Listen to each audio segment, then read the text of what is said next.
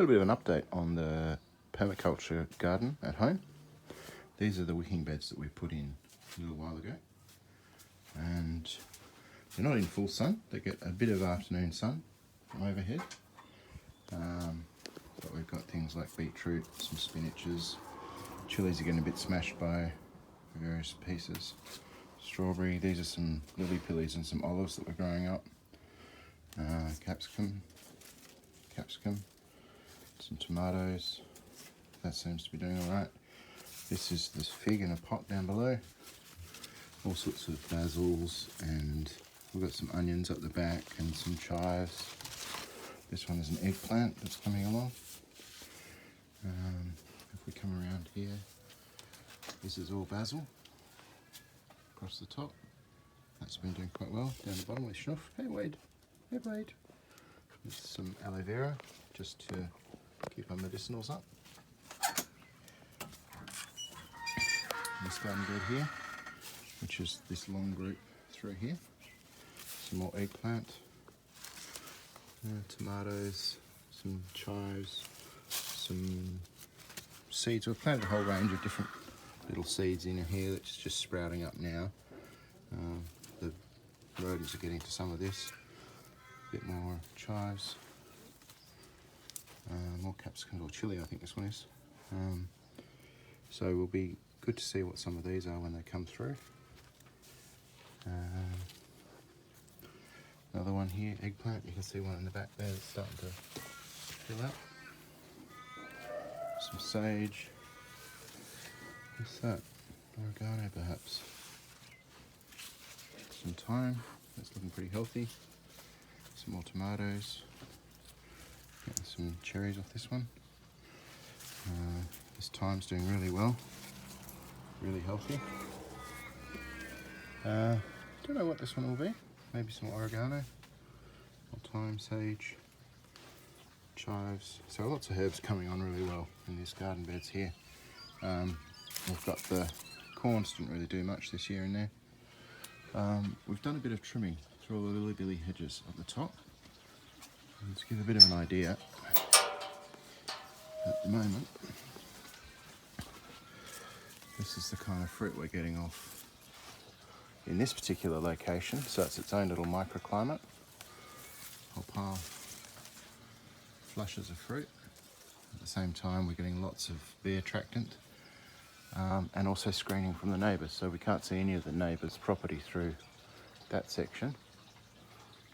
And this is really filling out quite nicely. So we just trimmed the top off, and another big flush of fruit there. Down the bottom you can see some new lily pillies just growing from seeds. All along this fence we've got lily pillies growing, including through here, which we're sort of doing a slight, what do they call it? Not terracing.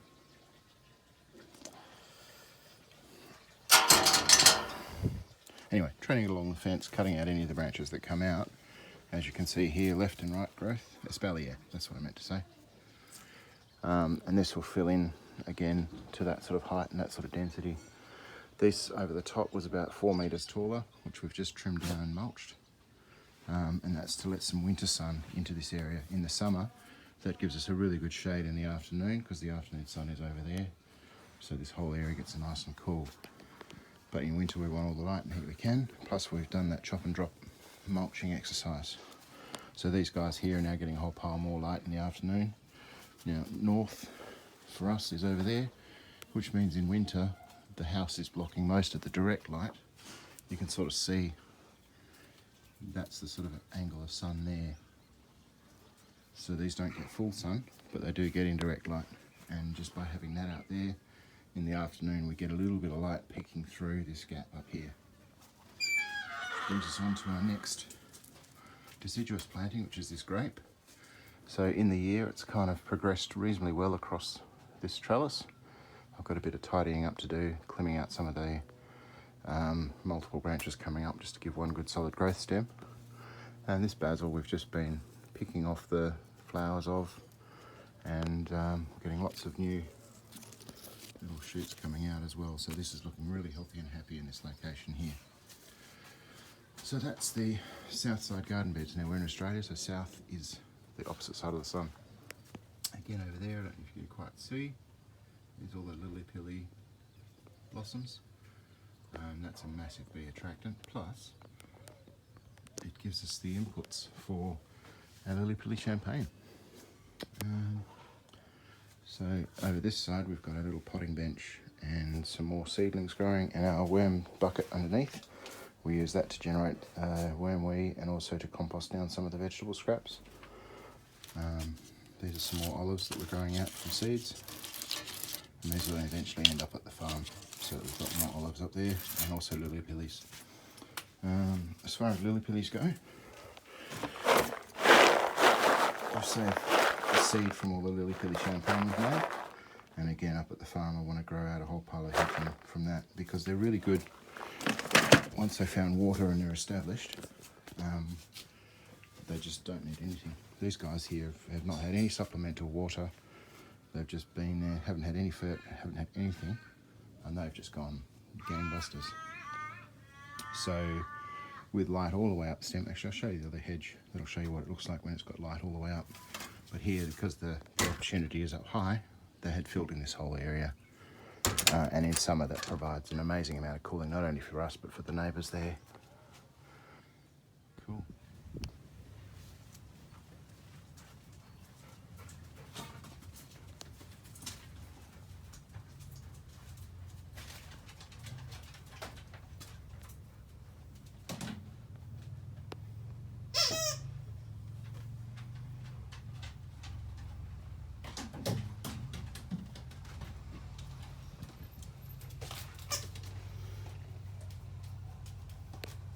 Just a bit of a project today. Going to build an arch arbor through here, put in some more raised beds around here. Just working through the shapes at the moment that lead up to the house. Here of course we have a lime, which is flush with limes at the moment. I keep hitting myself on this group of 5. Here we have a lemonade, the jasmine that's just swept through the fence there now. Starting to build a bit of an inspiring shape and style for the roof of the arbor. And this is all coming out, being reworked, just working the lines. And yeah, happy fun. We're about to relocate the orange over into that hole. We've got some manure, sheep shit, got a hole dug, and yeah, digging it all through, getting a bit of organics in there. Hopefully they'll come up nice. Got some good worms in there too. Just watering that in, let it soak in a bit, catch up some moisture. Top work, love. That's now ready for the next load. I'm working through the off-cut remains of the gelatin wax, breaking it up into twigs, chopping it up into small logs, which we'll use for our permaculture inside these beds here. Inspecting the hole. Now we're just going to clear out all this herbage. Lots of yummy sage, oreganos, parsleys, fennels. Nice big tarragon over here. Some mint, salad greens, capsicum, thyme. These are all looking really good. So yeah, putting those out. Make room for the next pile. Clearing up all the twigs as we go. Making our permaculture carbonaceous material.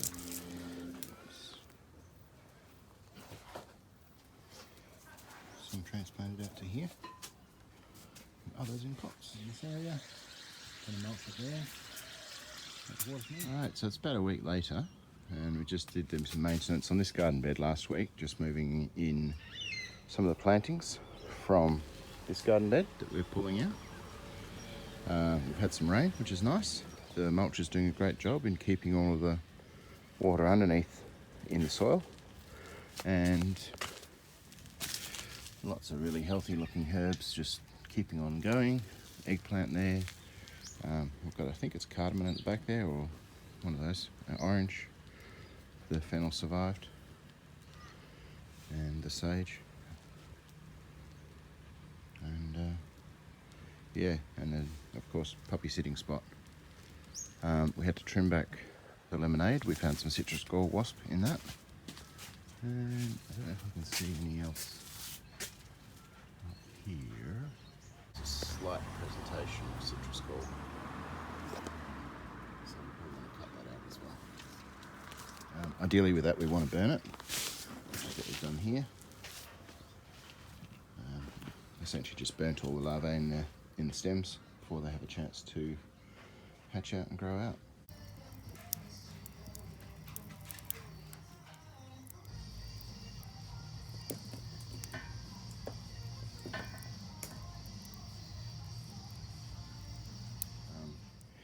On a single tree it's not much of a problem, but for farmers, citrus growers and so forth, they want that kept under control because it can, over an orchard, cause some loss of productivity. This lime is just going gangbusters and doesn't seem to have a problem with it. We just keep getting clonked in the head with limes and lemonades, so productive in this circumspect.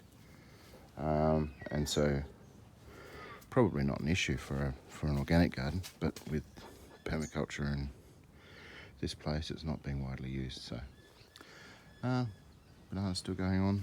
There we go, Poppy's having a bit of a sniff.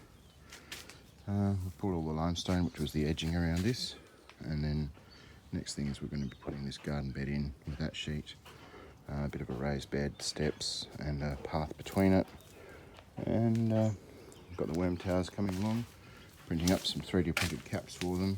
Got another 5, 6, 7, 9 to go in, and that's just taking all the worms, which is great. Lots of things going on. These are the limes that came off whilst we were just digging through the citrus gall, and we've got a similar plate full of lemonades that we ended up picking off that same tree. Lemonades and a few limes in there. So massive. This bed we're likely to just split the lemongrass out and have this as a full run of lemongrass. I think it seems to be doing pretty well in that spot. We have had some trouble keeping the other stuff going, probably from rodents.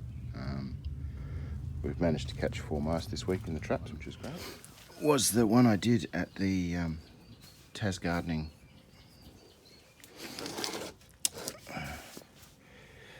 grafting seminar. The graft eventually died. It was under quite a bit of stress here, but now I'm just growing up the rootstock again, and I'll do another graft in here soon enough, and just some other stuff that we've pulled out of the various garden beds. This is again, and this is again the regrowth on this, only about a week and a half after we've coppiced it out, turned that into mulch. So really great chop and drop mulch tree, fast grower, gives us that lily-pilly champagne, and everything's really good. Here we have our 2 fermenters full of lily-pilly champagne ready for kegging up. This one's been on for longer than this one, so this one should be ready to go pretty much straight away. We've got another week to wait on this one. Just outside, here we have these outdoor planters. The capsicum's transplanted across from the front garden beds as well, and everything out here just looking really healthy. It's autumn and lots of new growth on the mango that's coming on. We've trimmed back the peach. These are some of the lomandras that are coming from the front. Across the back we've got that tiger grass, just giving that wall a bit of shielding and giving a bit of grow over cover over the doggy pit. And more of the same. That plum's coming out shortly. It passed away last year. Pomegranate. That Tamarillo tree tomato. I'll pull that out as well. This is a pair of Nashi plums grafted onto a single stock. And another peach over there. Got our bay tree hidden up in the middle of the guts there. And again, more lily pillies. And in behind that, shielded nicely from the sun, is the print farm. So this is where all the 3D printing action happens. And storage of various other bits and bobs. South side of the house for us, which is not the sunny side.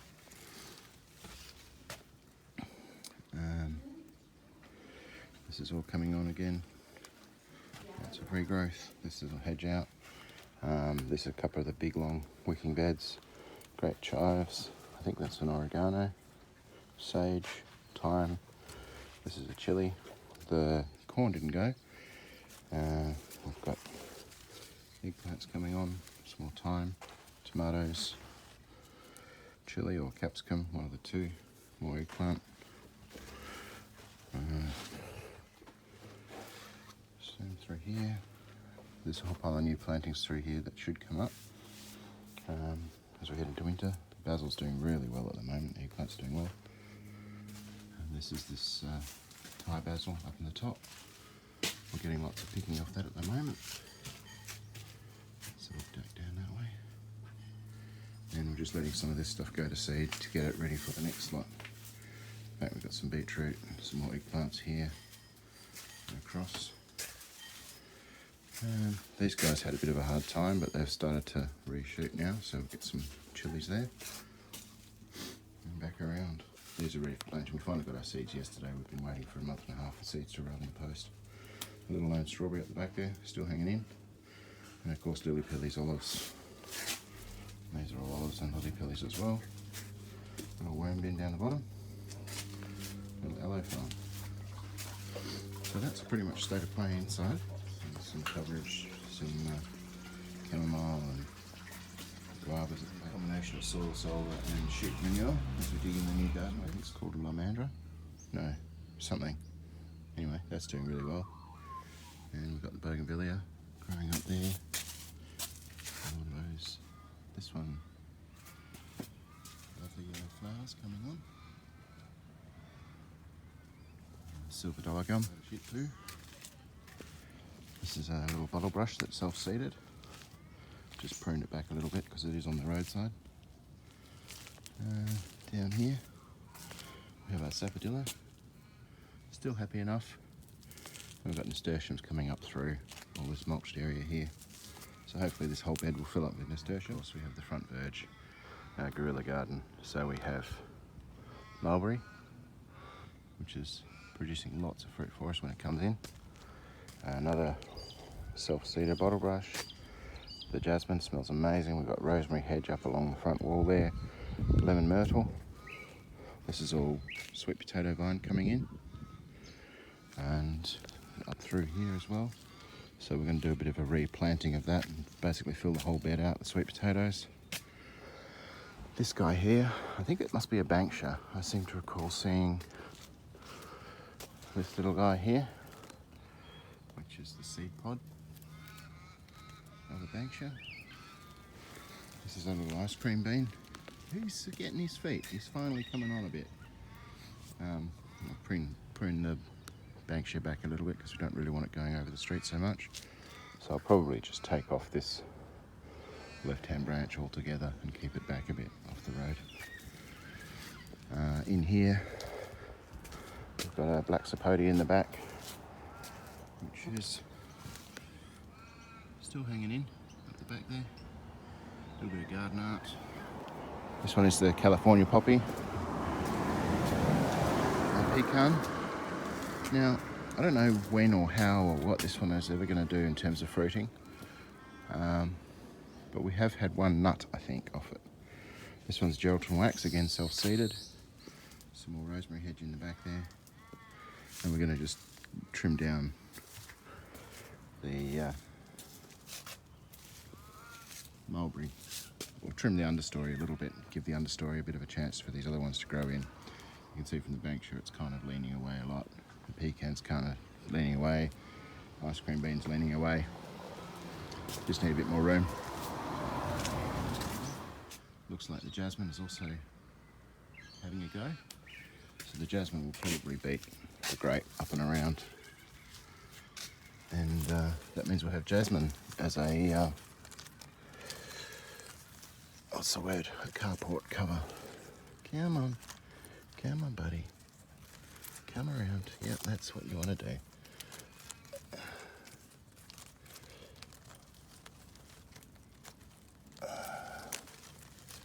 No, don't want to do it that much. Alright. But yeah, that will end up filling up across over the top. And then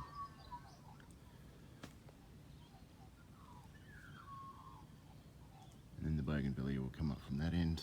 So we'll have a mixture of jasmine, grapes down the bottom, or thyme going off, rosemary hedge in front. It's just really, this kind of moist environment is just fantastic. It's great. I think we'll probably cut off the pawpaw, just drop it down a bit. It's quite tall there now with that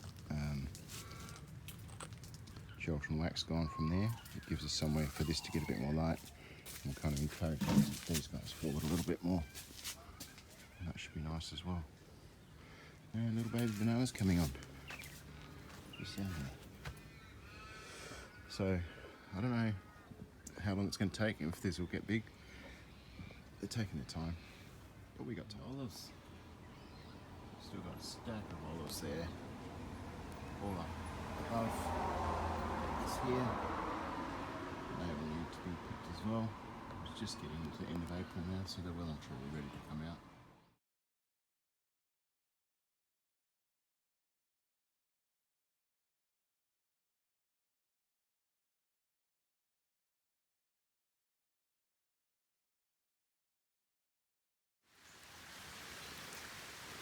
Yeah, that's no doggy. You like the wet, don't you?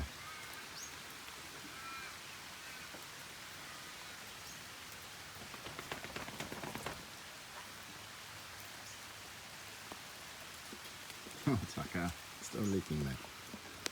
Hmm? Stop licking.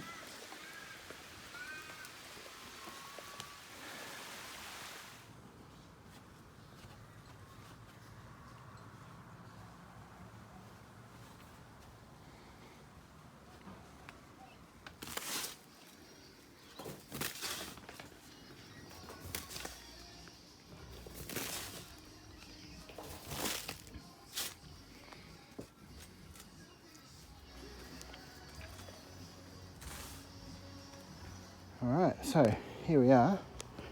We've got about 10 centimetres of old grass down the bottom, just to give the liner a bit of a protective layer.